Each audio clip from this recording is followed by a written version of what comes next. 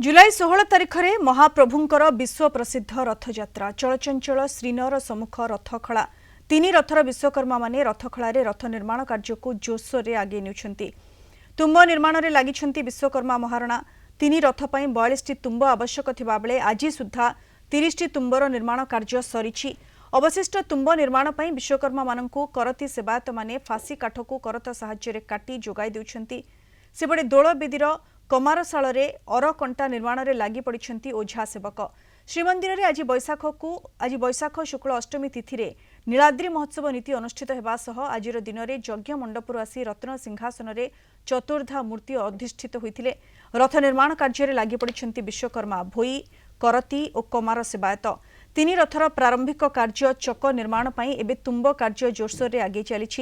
तीन रथ पर मोट 42 तुम्बरू 30 तुम्बर निर्माण कार्य शेष होइछि। एपटे तुम्ब निर्माण पर आवश्यक थिबा काठ पर्याप्त परिमाण में थिबा बेले खूब शीघ्र अख निर्माण पर काठ आसी रथखलारे पहुंचिबो बोली मुख्य विश्वकर्मा कहिसेंती।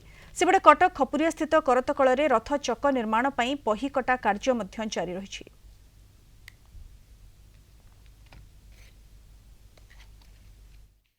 बर्तमान नृसिंह चतुर्दशी पर्यंत तुम्भ काम चलो 7 दिन में तुम्भ सूता बाड़िया हम। बर्तमान सबू तुम्भ प्रायतः आमको मिल सारा प्रत्येक तुम्भ आमर आम गारिक देलापर कारीगर मैंने गोल कर भौरी की चक अख संजोग कर गोटे अख सहित दुटी चक संजोग कर भौरी प्रत्येक वर्ष से कम हो चलित वर्ष से प्रस्तुति चली। रथ कम जमी आरंभ होगा कथा अक्षय तृतीया ठार आरंभ हो गुणिचार सर ना नेत्रोत्सोधन सर से अनुसार आम कम हो। प्रथम पर्याय कार्य तो हूँ तुम्भ कार्य बर्तमान आम महाराणा सेवक मानक आम जोगे चलीचु एवं सुधा बड़ी जाकि तुम्भ तीन रथ आम जोगे चलीचु जोगेबू एवं बर्तमान सुधा आम 40टा प्राय तुम्भ जोगे सारू आ 2टी तुम्भ कटा हो 2टी तुम्भ दे सारापर बड़ी जाकि तुम्भ संपूर्ण हो तापर आमर अन्य पर्याय कार्य जोटि सूता बाड़िया बिंध अनुकूल जो समय जो कार्य हवा कथा या से कार्य हम।